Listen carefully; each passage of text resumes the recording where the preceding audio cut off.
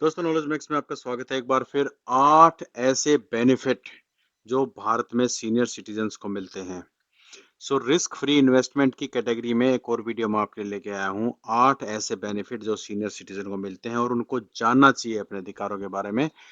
और इसके साथ में अगर आपने मिशन करोड़पति का ये वीडियो हमारा ग्रुप अभी तक नहीं ज्वाइन किया है तो इसको ज्वाइन जरूर कर लें, और इसका लिंक हमने डिस्क्रिप्शन बॉक्स में दिया हुआ है।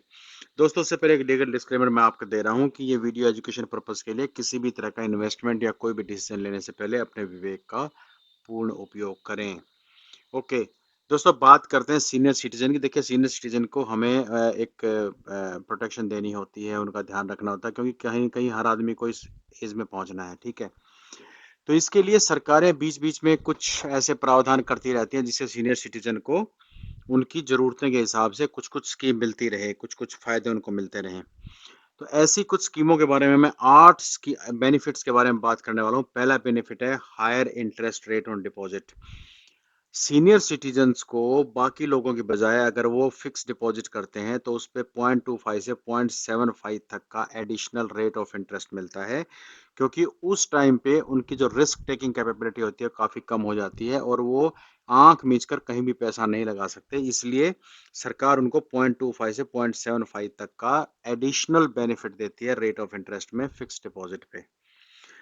दूसरा है इनकम टैक्स में सरकार काफी बेनिफिट देती है। जैसे अगर जो जो बंदे 60 से 80 के बीच में, 60 साल से 80 साल के बीच में हैं, उनको 3 लाख तक का एक थ्रेश होल्ड मिलता है टैक्स एग्जम्पशन में, जबकि बाकी सब लोगों का 2.5 लाख है। हाँ, जो 80 साल से ऊपर है उनको 5 लाख मिलता है। तो ये एक बेनिफिट है सीनियर सिटीजन के लिए। 80 साल से ऊपर के लिए 5 लाख का थ्रेश होल्ड है, और 60 से 80 साल जिनकी एज है उनके लिए 3 लाख का थ्रेश होल्ड है। बाकी सब नॉर्मल आदमियों के लिए 2.5 लाख का है। इसके अलावा वो हायर डिडक्शन भी ले सकते हैं। जो 25,000 का एक हेल्थ इंश्योरेंस प्रीमियम में डिडक्शन होता है एक आदमी के लिए, नॉर्मल आदमी के लिए, वो सीनियर सिटीजन के लिए 50,000 रुपए का है, क्योंकि उस टाइम उनकी पॉलिसी भी काफी एक्सपेंसिव होती है। ये दूसरा बेनिफिट है जो भारत सरकार उनको देती है। और तीसरा बेनिफिट है दोस्तों पेंशन स्कीम्स। तो कुछ स्कीम है, जैसे एक स्कीम मैंने अपने वीडियो में बताई थी, SC SS एक स्कीम ये बताई थी, एक स्कीम मैंने बताई थी NPS। तो दो अलग अलग स्कीमें हैं सीनियर सिटीजन्स के लिए और दोनों सरकार बैक्ड हैं। SC SS सरकार द्वारा एक प्रायोजित स्कीम है, जिसमें प्रायोजित नहीं कहूंगा मैं उसको, बेसिकली सरकार उसको सपोर्ट करती है, सरकार उसको बैक करती है। और ऐसे ही NPS है, NPS को भी सरकार बैक करती है। दोनों में NPS तो पेंशन के लिए definitely, senior citizen saving scheme में इंडिविजुअल या ज्वाइंट में आप वहां पर अपने पैसे डाल सकते हैं और उसका फायदा ले सकते हैं। ये तीसरी स्कीम है। चौथी स्कीम है door to door banking facility. शायद कुछ सीनियर सिटीजन को नहीं पता होगा, लेकिन अगर आपकी एज 70 साल से ऊपर है तो आप बैंक को, कस्टमर केयर को फोन करके बोल सकते हैं कि आपको कैश या चेक पिकअप या ड्रॉप या कैश आपको घर में देना है। ये फैसिलिटी आप बैंक से ले सकते हैं, सरकार इसका प्रावधान करती है। तो ये सीनियर सिटीजन को banking facility, door step facility available है। ठीक है, अगला उसमें जो आता है वो है हेल्थ इंश्योरेंस। जो तो उस टाइम पे, जिस टाइम सीनियर सिटीजन बनते हैं 60 साल से ऊपर या 70 साल से ऊपर, उस टाइम उनकी जो मेडिकल की रिक्वायरमेंट वो ज़्यादा हो जाती है, और इसीलिए बहुत सारी हेल्थ इंश्योरेंस प्लान्स बने हुए हैं। स्टार हेल्थ का है या बाकी सब है जो सीनियर सिटीजन को प्लान देते हैं। हालांकि उनका रेट काफ़ी एक्सपेंसिव हो जाता है, इसीलिए सरकार 50,000 टैक्स में रिबेट देती है। पर हेल्थ इंश्योरेंस सीनियर सिटीजन के लिए अवेलेबल है। कुछ सरकारें हैं, कुछ सरकारें हैं, स्टेट गवर्नमेंट्स हैं जो सीनियर सिटीजन को 100% या 50% डिस्काउंट देती हैं अपने पब्लिक ट्रांसपोर्ट में। वो अगर वो पब्लिक ट्रांसपोर्ट से जाते हैं तो उनको 50% तक या 100% तक डिस्काउंट होता है, और इससे जो सीनियर सिटीजन्स का एक्सपेंस है वो कम हो जाता है। ठीक है, ये कुछ सरकारें देती हैं, कुछ नहीं देती हैं।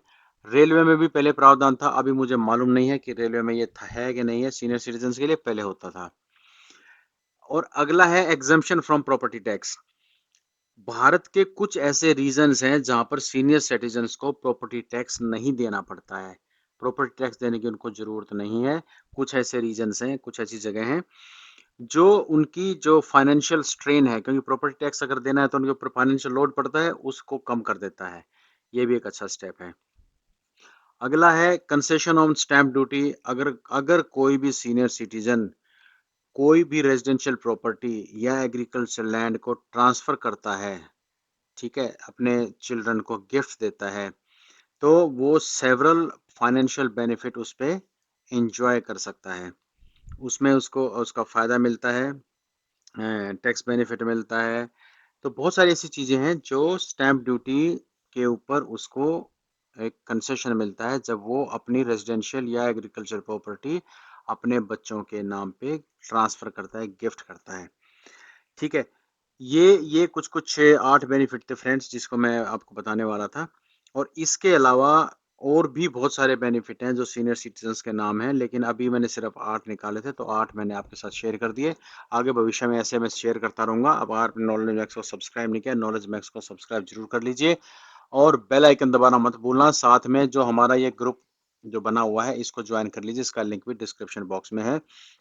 Thank you very much. जय हिंद।